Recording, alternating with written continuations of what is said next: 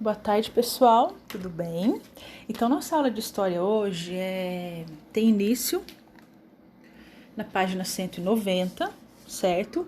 Hoje nós falaremos sobre o Tratado de Tordesilhas. Então, pessoal, na verdade, esse tratado foi o quê? Ele foi um acordo, né? O nome já diz, foi um tratado, foi um acordo feito entre Portugal e Espanha. Qual que era o objetivo desse tratado? É porque eles regulamentassem a posse das terras que estavam sendo descobertas pelos dois países. Então, Portugal e Espanha estavam partindo em busca do descobrimento de outras terras. Então, foi feito esse acordo por que motivo? Para que fosse dividida a, a terra de um país, o que um tinha direito, o que o outro tinha. Só que assim, vocês vão verificar na imagem aí como que foi feita essa divisão. Só que chega um momento em que Portugal ele não respeita esse tratado. Então isso fez com que muitos conflitos, muitas disputas territoriais acontecessem, né? E isso fez o quê? Isso levou à assinatura de outro tratado, que é o Tratado de Madrid. Então, o que eu quero que vocês compreendam é isso. Foi feito esse Tratado de Tordesilhas para que Portugal e Espanha respeitassem o espaço, vamos dizer assim, do outro. Só que Portugal começou a não concordar, tem algumas brigas referentes assim, ao tamanho da terra de um e a terra que o outro tinha direito. Então, aconteceu essa briga. Então, esse tratado ele passou a não existir mais e fizeram outro, que é o Tratado de Madrid, ok? Então, é isso que a gente vai ver na aula de hoje. Então, aqui, o Tratado de Tordesilhas. Não demorou muito para se iniciar uma disputa por territórios entre Espanha e Portugal. Para que isso ficasse de certa forma legalizado, os dois países fizeram um acordo. Em 1494, eles dividiram as terras descobertas e por descobrir por meio de um tratado, o Tratado de Tordesilhas. Segundo esse tratado, as terras a oeste de uma linha imaginária pertenceriam à Espanha e as situadas a leste pertenceriam a Portugal. Esse tratado foi assinado sem que os habitantes das terras envolvidas soubessem. Então, como nós vimos, os colonizadores chegaram ao Brasil, só que aqui já tinham habitantes, né? Então, eles decidiram por uma coisa sem consultar as pessoas que já moravam aqui. Então, aqui, observe o mapa abaixo, que representa o Tratado de Tordesilhas, assinado entre Portugal e Espanha. Lembrando, pessoal, que naquela época, quem morava aqui, os índios, né, que já estavam aqui, eles não tinham voz, vamos dizer assim. Então, Portugal, Espanha, eles se achavam no direito de realizar ali os acordos e por eles, para que eles pudessem resolver o que era melhor para eles, para a colônia deles, em momento nenhum preocupados com a situação das pessoas que já estavam aqui. Então aqui a gente vê o mapa, vocês conseguem verificar essa linha verde que mostra como que era feita essa divisão. Após a assinatura do Tratado de Tordesilhas, os portugueses continuaram com as viagens, acreditando que deveriam seguir o caminho descoberto por Bartolomeu Dias. Assim, Vasco da Gama, também considerado um importante navegador português, partiu no ano de 1497 em direção ao Cabo da Boa Esperança e a tão sonhada Índia. Entretanto, foi somente no final de 1498 que Vasco da Gama chegou a Calicut, na Índia, considerada a nação mais rica do mundo na época. Então, depois, na página seguinte, no diálogo com texto, tem uma atividade, ok? Complete a tabela com as informações corretas sobre as grandes navegações. Então, tem algumas informações que vocês terão nessa página, na página que nós acabamos de ler, e tem nas outras também, ok? 2. Observe o mapa abaixo. Nele você vai destacar lugares importantes e traçar a rota percorrida por importantes navegadores. Para isso, leia as orientações a seguir. Então, o que vocês terão que fazer? Marcar no mapa com um X no lugar onde o navegador Bartolomeu Dias chegou em 1488, uma estrela no lugar onde Cristóvão Colombo chegou em 1492 e uma pirâmide, né, um triângulo no lugar onde Vasco da Gama chegou em 1498. Trace nesse mesmo mapa, com a cor vermelha, a rota percorrida pelos portugueses que partiram de Lisboa para a Índia.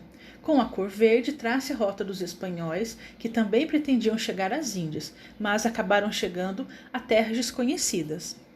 Faça relações entre os mapas a seguir, para em seguida escrever suas conclusões. Letra A. Compare o mapa cartografado em 1489 com o de 1566, feito pelo francês Nicolas Desliens. Depois de identificar as diferenças entre eles, registre as suas observações.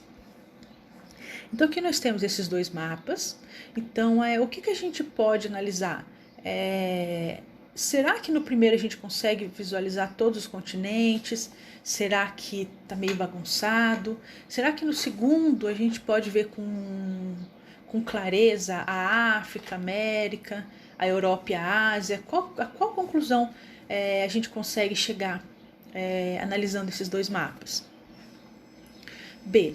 Agora leia a poesia Mar Português, escrita pelo poeta Fernando Pessoa, e relaciona ao que você aprendeu sobre as grandes descobertas. Então, temos aqui a poesia. Mar Português. Ó mar salgado, quanto de teu sal são lágrimas de Portugal. Por te cruzarmos, quantas mães choraram, quantos filhos em vão rezaram, quantas noivas ficaram por casar, para que fosses nosso amar. Valeu a pena?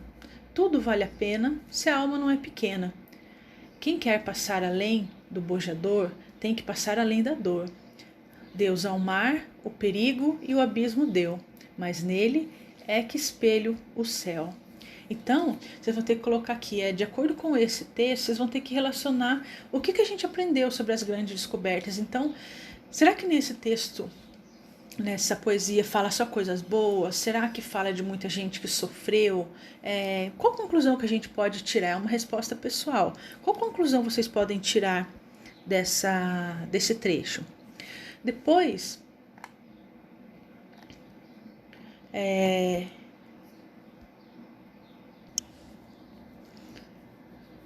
pessoal, faltou uma página da 192, ao invés de dar o print na 193, eu acabei pulando.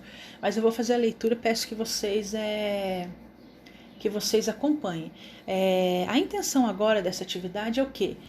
Elaborar um diário de bordo.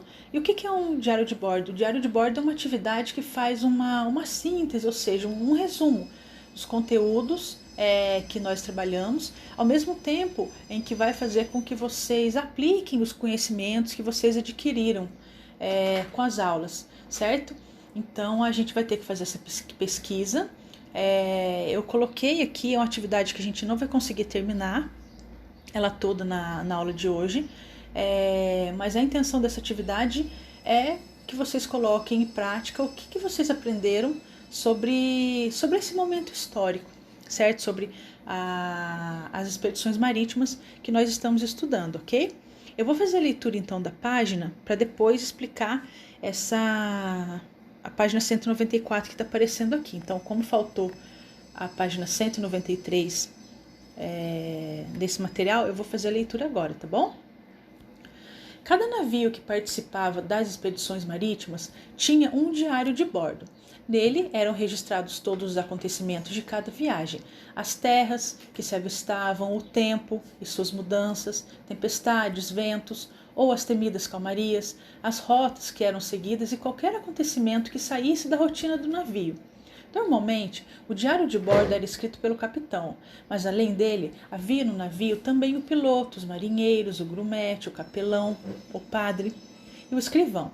Depois que você conheceu mais sobre as viagens marítimas, imagine que está viajando em um daqueles navios. Escreva o diário de bordo de uma viagem imaginária. Para isso, pesquise quais eram as funções do piloto e do escrivão. Escolha quem você é e descreva qual a sua função no navio. Observe o mapa e escolha um dos roteiros de viagem. Você está contornando a África nas primeiras viagens pelo oceano? Ou você está atravessando o Oceano Atlântico e encontra uma terra desconhecida? Ou você chegou a Calicut, na Índia? Então, você vai ter que observar o mapa e escolher um dos roteiros que estão descritos aí, um desses três, ok? Então, essa é a atividade que tem na página 193. Depois vocês vão ter que fazer o quê? Descrever a viagem, ou seja, como que estava o tempo durante a viagem, qual que era a rotina do navio, onde você dormia, o que comia, como você cuidava da sua higiene pessoal. Na sua viagem foram avistadas terras, foram avistados seres marinhos iguais aos monstros que outros viajantes descreviam? Houve fome, doenças durante a viagem? Houve revoltas dos marinheiros? Então, vocês vão ter que fazer aqui, na página 195, 194, aliás, e 195, vocês terão que fazer o quê? Esse plano de viagem, certo? Lembrando que nós faremos uma parte dessas atividades hoje e a gente vai ter que finalizá-la na aula de amanhã, ok?